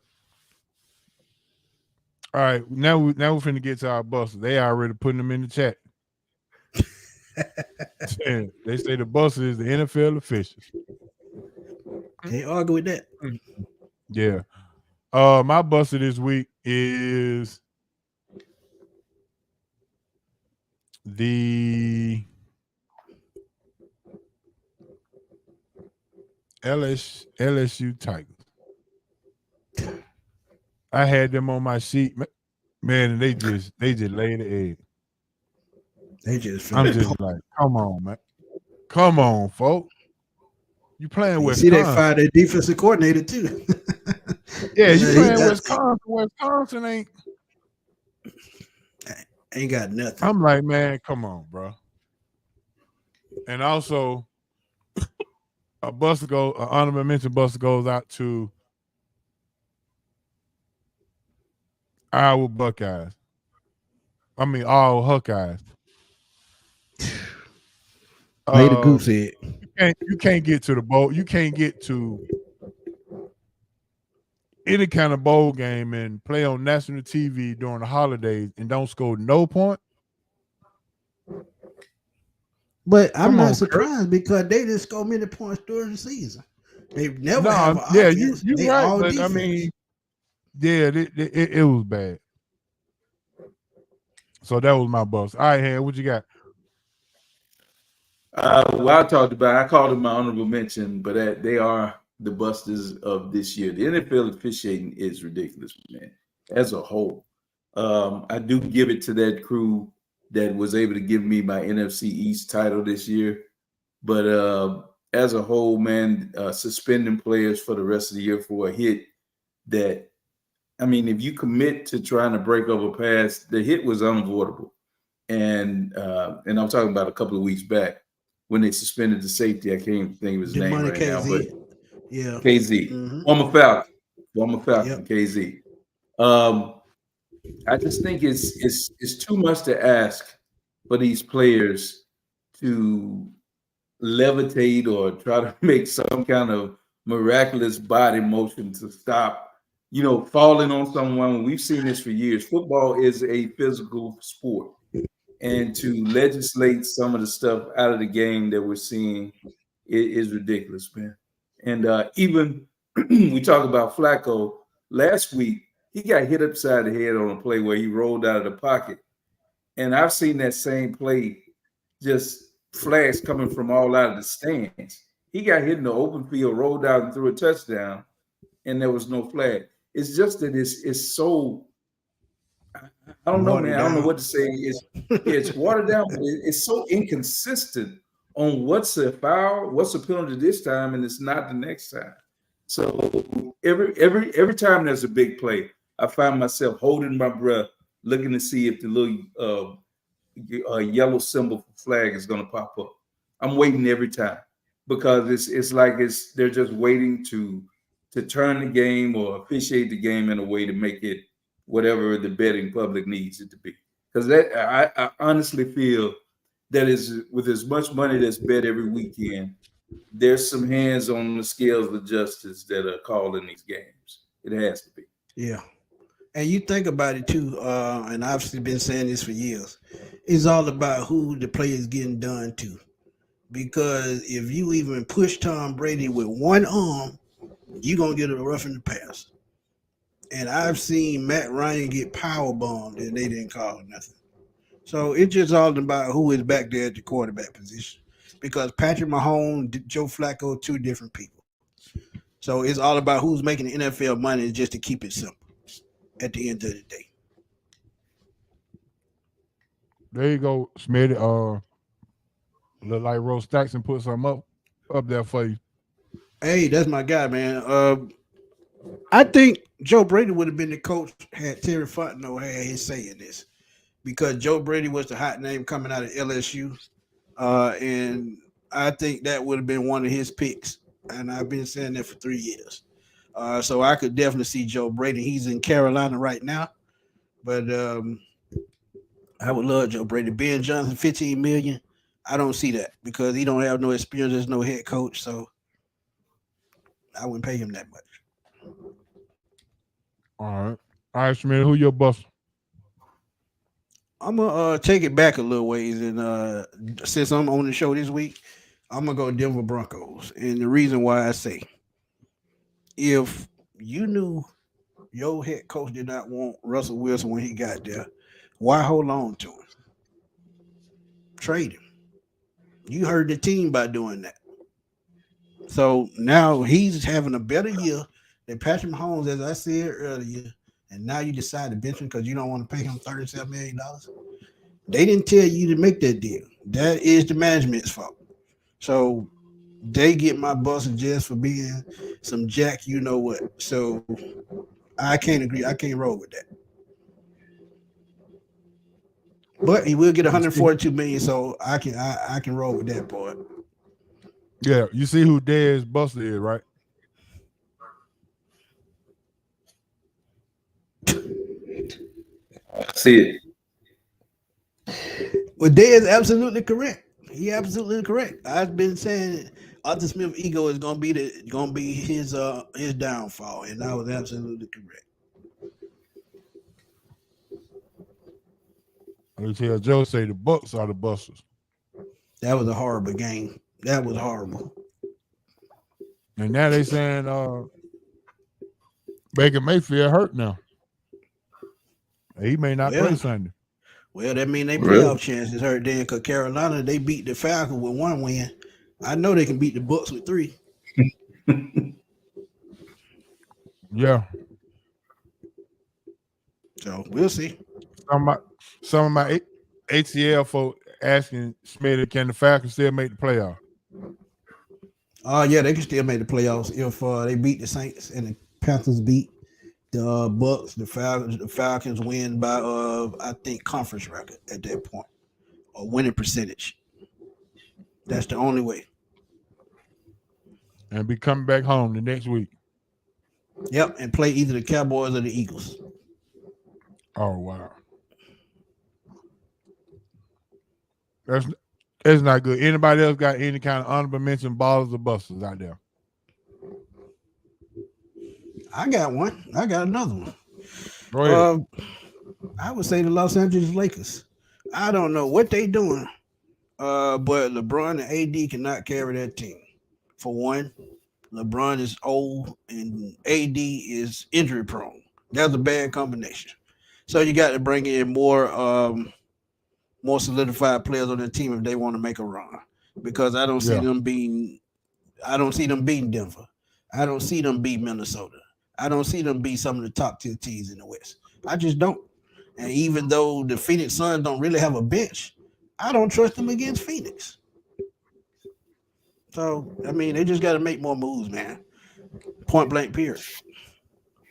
Yeah, Jim LeBron will make some moves before the All-Star break or right after. He'll get the team ready. He needs some guys, and he's gonna go get them. You know, he's gonna do his GM thing for sure. That's GM LeBron for you. Yeah, Dez, he got power. Matt Ryan got power bombed a couple of times and they ain't called nothing. Yeah. All right, man. That's gonna end our bottles and bustles. It is time to get into our roundtable discussion now. Hey, man, this is sponsored by Bobell Basketball. If you're looking for some improvement in your basketball game, go to Bobell Basketball Academy. Go to CoachBobellBasketball.com for more information. For more information, you got 3 locations. You got one north, midtown, and south. You got no excuse to improve in your basketball game. Bobell said feet work is key. All right, absolutely. We're gonna talk about this NFL season real quick, and I love to get you guys' thoughts. We got one more week left of football in the NFL. And I'm gonna start with you. What have you learned from this NFL season, and what has surprised you? What surprised me, let's start with that one first, was that there were so many injuries to key quarterbacks in the league. That I think took a toll and effect. Surprised that Flacco was able to come back and look as polished as he has after sitting. So those were the surprises, some of the things like that. What was the first question? You said surprised and what have you learned? What have you learned? Wow. I'm sure there's a lot of things I've learned. I'm trying to find one that has stuck out to me. Let's say just that how, you know, as down as the running back market is, it's still very important to the game. And that's why you have a lot of back and forth on why they're being underpaid or not valued, because you have to have a run game to offset what's going on in the secondary. If not, you're not going to find room to pass the ball. So the run game is as bad as they've made it and as inconsequential as they've made the running backs, is still a very valuable position. And that might not be paid value, but it's a valuable position. You got to have somebody that can go run the football. Facts. Yeah. I'm glad you said that because the fundamental never change. Never. Yeah. Got to run it. All right, Smitty, your birdcage guys, he's in the building. Yeah, that's my boy Ryan. What's up, Ryan? Shout out. All right, Smitty, what have you learned from this season, and what has surprised you? What I've learned from this season, Hancock, he gave you part of the answer, but I'm gonna give you the rest. All these injuries is the reason why guaranteed contracts need to be in the NFL. Point blank. Because these guys don't know what down is going to be their last down. And like Russell Wilson is going through it right now, you don't know when you're going to get ripped out of your contract. So That's what I've learned, that they need to guarantee these contracts. Biggest surprise? Really no surprise. Coaching wins. Coaching matters. The better coach teams, you can tell it. The worst coach teams, you can tell it. The best coach teams, the top tier, cream of the crop, not so good. They at the bottom or the middle of the road. Just that simple. All right, we got some folks on the chat line. There you go. Nah, I think it worse than that. I think it from Tecmo Bowl because them team be breaking the line. It's just that bad. That's my boy Uncle Steve Lounge, man. Y'all go check him out, man. One of my biggest supporters. He on Mondays and Fridays, live shows. What I've learned this year was that as much as we love the sport and coaching matters, we got some bad coaching in the NFL this year. Yeah, it was some bad coaching in the NFL this year. Yep.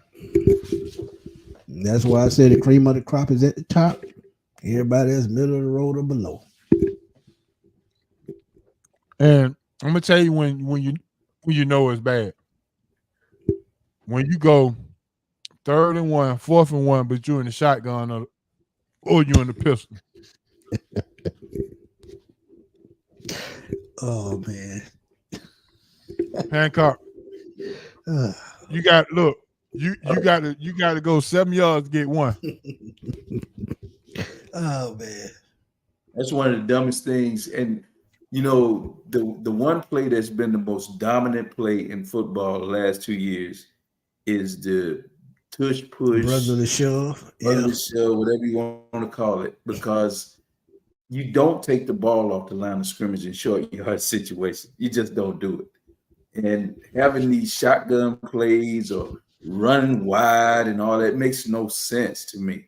I mean, hit the ball. Let's play football. Let's get under the center, either hand it off to your back coming downhill, or let's get a quarterback sneak. Don't take the ball off the line of scrimmage. It makes no sense to me. I see it over and over and over. They keep doing this same stupid play. And I've seen Kansas City do it time and time again. And you see it's now I understand they don't want to hurt Mahomes. I think a lot of what's happened with them is that they become so show business and so showboat driven with all these trick plays and their short yardage situations. It started to hurt them. And I just think you got to get back to your fundamentals a lot of times. In short yardage situations, bring in a tight end, whatever, bring in a big tackle and put him on the line, whatever you got to do. But you got to establish that I'm going to get this 1 yard because it's a game of inches. It's an old cliche, but it's the truth. When it comes down to 3rd and 2, 3rd and 1, whatever, you got to go get those yards. So quit all this shotgun stuff. Let's get on the line. Let's get on the ball and go for it. Yep, that's absolutely true. And that's why I said fundamentals never change. And the worst play I seen this year, Falcons lined up 1st and goal on the 1 yard line in the shotgun. Yeah. Dumb. Man. What surprised me this year was the some of the backup quarterbacks who had pretty decent season, like a DeVito in New York, like a Joe Flacco,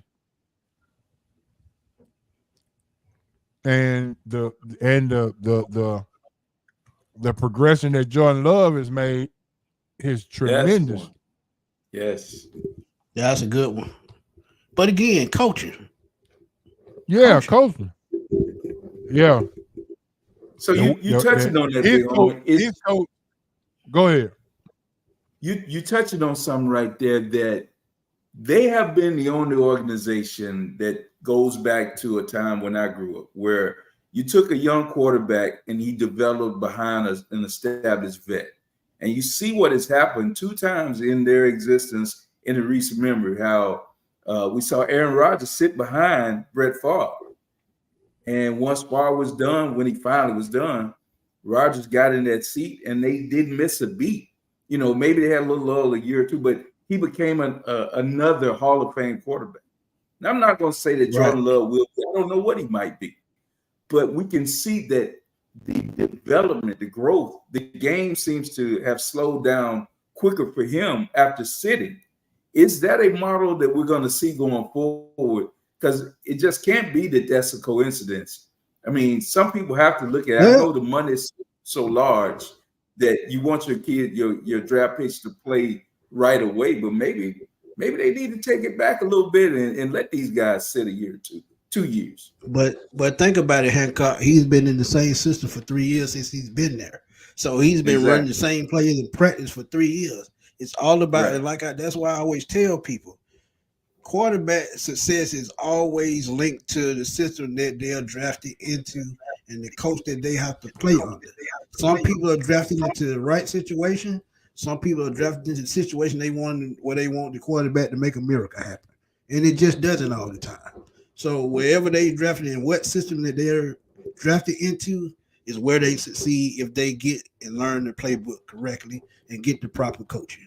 If not, you're going to end up with a Ryan Leaf. You're going to end up with a Jamarcus Russell and those type guys. Because I think in another offense with the talent Jamarcus Russell had, he probably could have been a Hall of Fame quarterback in the right system. Who knows? But it's all about coaching at the end of the day and the system that they run. Play calling was at an all-time low this year. All around the league. I'm sorry. Play calling was just horrible. Everybody think they smarter than everybody else, and it just everybody want to get cute, and I'm like, it don't even take that much. Well, H.O., let me tell you, man. I think that has to do with professional coaches trying to use college-style offenses and it's just not working. Because they're trying to transition college play into NFL play and change the way the NFL game is played when the NFL is more fundamental than any other level in football. Because execution is key, especially in the NFL.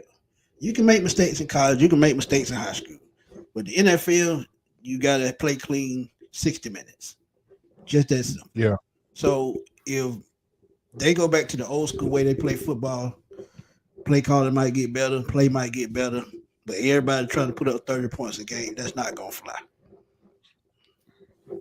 All right, hold tight for a minute. And Isaiah, he's right. Game breaking media.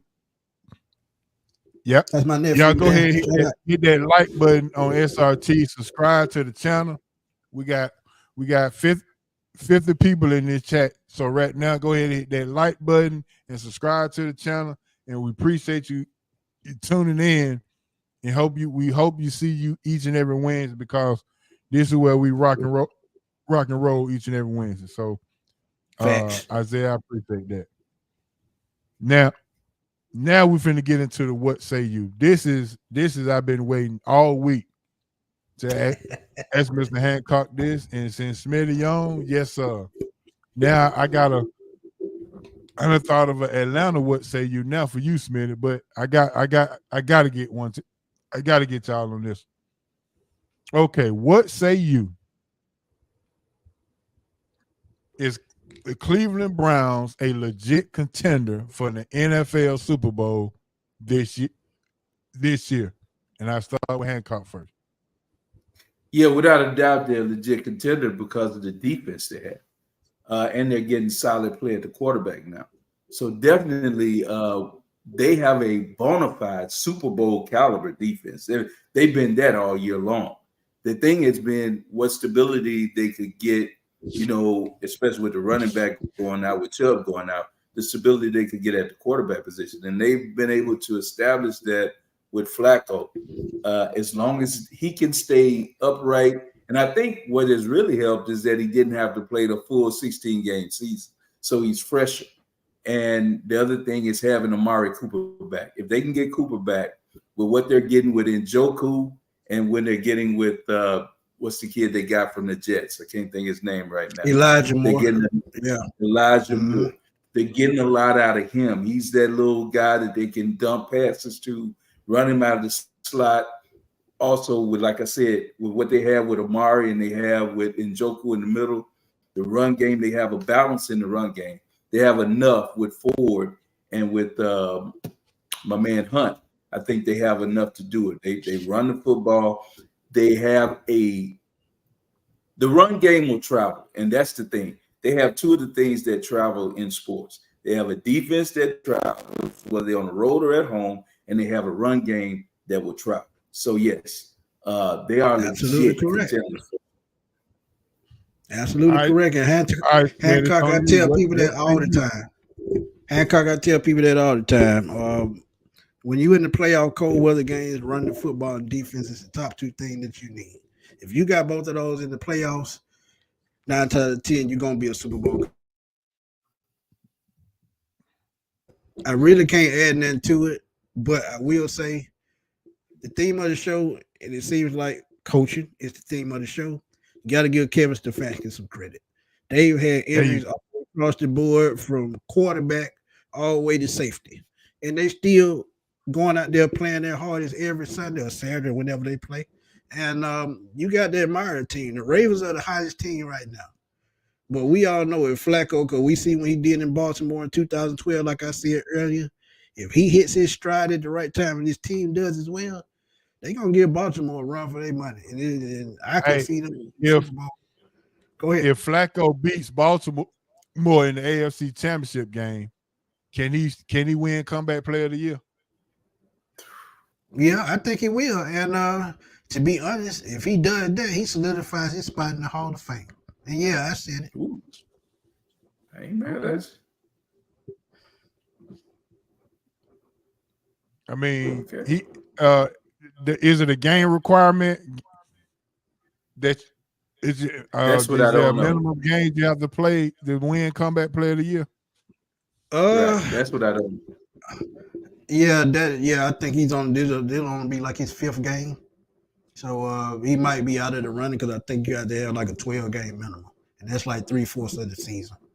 So he may not win it, but I'm telling you, if he wins the Super Bowl, he's solidified as a Hall of Fame player because if Eli Manning got in there for beating the Patriots twice, he should get it. Oh, for sure. I got another one. What say you is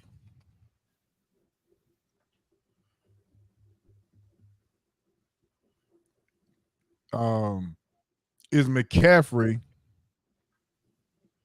the best running back in the league right now? What say you, Han? We'll start with you.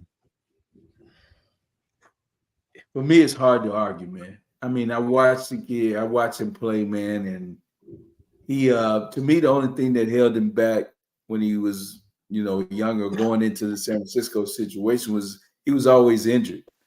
But they found a way to keep him healthy. The numbers he's putting up, they're legit, man. I mean, we can argue, we can say what we want, but right now, to me, I have to put him as the number 1 back in football. I know the team he plays for has a lot to do with it, but he seems to be a catalyst and he makes that thing go. So yeah, I'm gonna say to me he's the best back in football. Okay, Mr. Smitty, what say you? Is Christian McCaffrey the best NFL running back? Without a doubt. Without Christian McCaffrey, that offense don't go. They have Deebo Samuel, they have Brandon Ayuk, they have George Kittle, they have all these weapons. But when Christian McCaffrey came to San Francisco from Carolina, that took that offense and that team to another level. You talk about a guy that can run for 100 yards, catch the ball for another 100 yards. He could be the deciding factor in the playoffs. Who knows? And they have a 7th-round pick at quarterback. He's helped that quarterback get to another level. So you talk about that can impact the team and carry the team. He can do all that. So yeah, easily the top running back in the league. Nobody else is doing it like him. All right. Before I go to my next question, I got to continue on this thing about how bad the Falcons organization has done. You drafted the best running back in the draft, supposedly at number 8. Everybody voted him Offensive Player of the Year as a rookie. Arthur Smith is so bad of a coach in developing and using the tools that he has that you're about to let a 5th round wide receiver, Puka Nacua, now he's going to win Rookie of the Year as a 5th rounder. That's how bad it is. That's how bad it's been in Atlanta this year. Well, H.O., it goes back to what I said earlier. All in where you fit in at. And Nacua just went to the right place. Cooper Kupp was out with an injury. Nacua just came in and did his job. It's just that simple. In Atlanta, Bijan has been carrying this team the last 3 weeks, but the play calling and the scheming has been awful.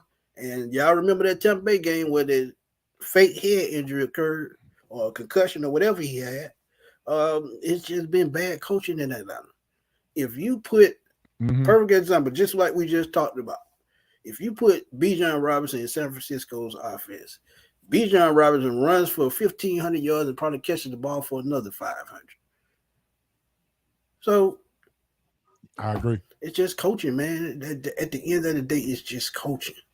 So, and I hate that too because Bijan, man, he has been a couple of plays away this year from breaking the big one, but he couldn't do it. Team went up the par. Yeah. All right, what say you? Will Trae Young finish out his contract in Atlanta? Ooh, boy, I just talked about this earlier today. Before we start, and the Hawks are up 76-59 at half. Who they playing? Yeah, I think it's a little close. They coming out in the 3rd quarter. I think it was a little tighter than that now. But it's 83-72. Yeah. They playing OKC. Right. Oh, okay. I'm starting to feel like he might not finish out here, big homie. Okay. I don't know if it's the right situation or the right thing to do, but just, you need to have your organization be 100% behind your star player. And sometimes, and we saw it last year, that sometimes this doesn't look like he's really the Hawks front office guy. They just don't look like they're behind him 100% to me. Okay. All right, Smitty. What say you? Does Trae finish his contract out in Atlanta? I say no, and it's gonna be left up to him if he's gonna do that. And I don't think he does, because he wants to play with another superstar. He probably wants to win a ring. And as I've been saying, what superstar point guard has made it in the NBA without a big man? I can't name a lot of them. So if you don't have a big man to put on the court with Trae Young, 9 times out of 10 it ain't gonna never work out. And you see what they're trying to do with DeJounte Murray. He's probably out of here after they done gave him all that draft capital to go get him, to pair him with Trae Young. Now he may be on the move. So if you trade him, that means Trae Young has to go behind him. So you're going to be rebuilding this team again, probably next year or the year after. And to be honest, we don't know what the future holds for this team. We had an idea when they made it to the Eastern Conference Final, but since they lost that series 4-2, it's been straight downhill from there. So I say no. Do you make the deal with DeJounte with the Lakers? What are they talking about getting back? 2 first-round picks, Austin Reeves, and some more stuff. I can't remember. I think it was Roy Hachimura as well. I told you what I feel about picks. I don't care nothing about that. You got to get players, man. I don't see a thing now that's going to affect them. So I ain't really with the picks. I'm gonna be honest. If they don't get a big man out the deal, I would not do it. You got to get a game changer, man, in the middle. You got to. All right, my last one for the night. What say you? All right, this gonna be really interesting. So this gonna be real interesting, fellas. I'm gonna go to the music thing. I asked this question last week, so I'm gonna ask two questions. I'm gonna ask this question again, and I'm gonna ask another question. My first question: what say you? I need you to rank these four guys. Rank these guys as far as storytelling ability. We got Slick Rick, Dana Dane, Biggie, and Scarface. Han, I'm gonna start with you. I can cheat a little bit, but I was with Dan. I'm with Dana Dane as a storyteller, because I think you have to have the person that can make you visualize what he's talking about. And Cinderella, when you listen to that, it's like I was there.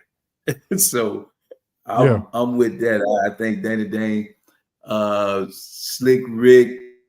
I think back then I'm gonna go with the older school rappers, because I think they told more stories back then like that. It's hard for me not to put Scarface up in there, because but that was more with the whole good. I mean, with the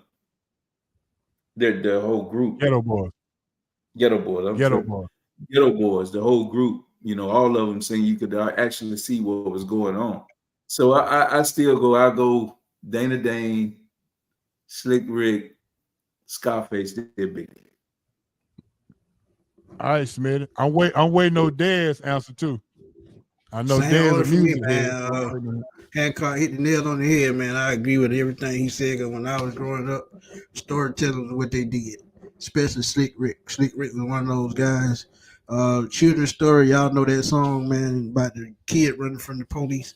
That was probably one of the best storytelling songs, man, that I've ever heard after all these years. Yeah. So you going with the same order, Smith? Same order. Yep. All right. This is my very last one, I promise you, because we got the roll. If you had caught you and your Mustang, Smitty, you and the Mustang, and you got two 10s in the back, and you ride through the neighborhood, and you got two songs you could play to showcase what you got in your car, which songs are you playing? Beastie Boys, Paul Revere, or Going Back to Cali by LL Cool J? What was the first one? Beastie Boys, Paul Revere, or Going Back to Cali? That thing used to be. Woo. I like Revere, but I'm gonna have to go back to Cali.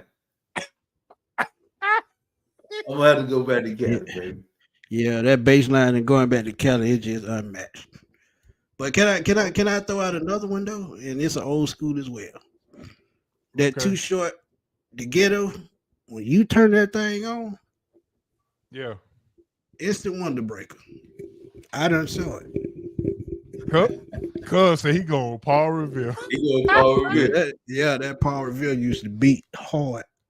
Yeah, that thing was beating. Oh, Cuz got his answer now too. He going with Slick, Dana, Big, and then Face. Okay. Everybody paying homage to the Slick Rick and Dana Dan, I see. Hey man, I'm telling you, man, they told them stories, man. You could see it. Don't forget about Nightmares either. Right. But Dana Dan. Now, does Will Smith considered a storyteller? Will Smith might be considered a lot of things right somewhat.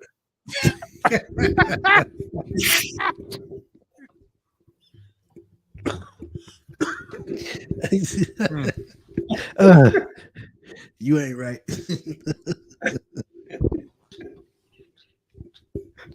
Oh man. All right, Dez. I was waiting on Dez. But Dez make a good point. He said, cuss words by short. He right about that. That was hard. Oh yeah. Yeah, that thing will knock out some windows in the house, boy. I'm telling you. They on the good old days. Yeah, hand, you have been warned. Cuz say My bad, behave. my bad, man. My bad. I don't want the Illuminati out of me anyway. Hancock. I got Every go time I'm ahead. on here, Hancock. Dez, I'm waiting on you. I'm waiting on your ranking on your storytellers. All right, man. Let's go end the show, man. I got to give a shout out to Smith for hanging on in there with us throughout the whole show. Shout out to Hancock for coming back and being back with us.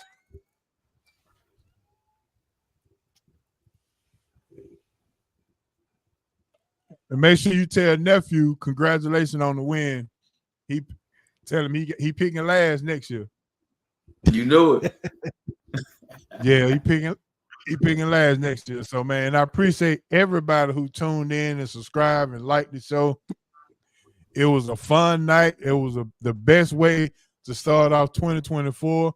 Happy New Year to everybody. Happy New Year to everybody, man. And we're gonna keep doing this again. The more we get into this 2024. All right, Smith. I'm gonna let you do your shout outs, and I'm gonna let Han go last. Hey, shout out to everybody that came over my channel, man. Y'all really showed out like always. Like I said, man, please go to SRT Sports Roundtable on YouTube. Please subscribe to the channel. I want to give a shout out to H.O. and Hancock for always having me on, showing me love. I really appreciate it. And y'all know where to find me, Smith Sports Machine and Fatboy Slim _21 on Twitter. And I will see y'all Sunday after the Saints game because that one for the fans, so they're gonna be in the chat going wild. So if y'all available, just come through. Is it a must-win Sunday? To be honest, no. Whether win or lose, is all up to Tampa Bay. We make the playoffs, I'm fine with that. We don't, I'm fine with that too. But at the end of the day, Arthur Smith gone. That's all I'm worried about. So you say he out of here? He out of here. He getting that boot. I think I agree with you. I think Sunday went a long way with putting that nail in the coffin. Oh yeah. And if you noticed that the team quit on it, I'm gonna just keep it real. They quit. Yeah, I agree. Yeah, it's time. Right. It's time. Yeah, man. It is time. So Smith, I'm gonna hold you to that, and I'm praying that he is getting up out of here, so we can start this thing fresh and let's redo it. But with that being said, last year. Yeah, you just like me said it last year. So exactly. So it's time.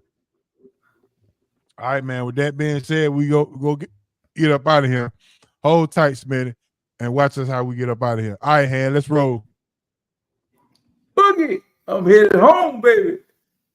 It's your main man, H.O. from Bankhead. R.I.P. Moms and Pops, and R.I.P. BC. And if you love the show, tell a friend. And if you didn't, this ain't Bel Air, and I ain't the Fresh Prince. Peace. We out of here. Peace. Smitty, we appreciate it, bro. We'll holler at you next time. No doubt. Yes, sir.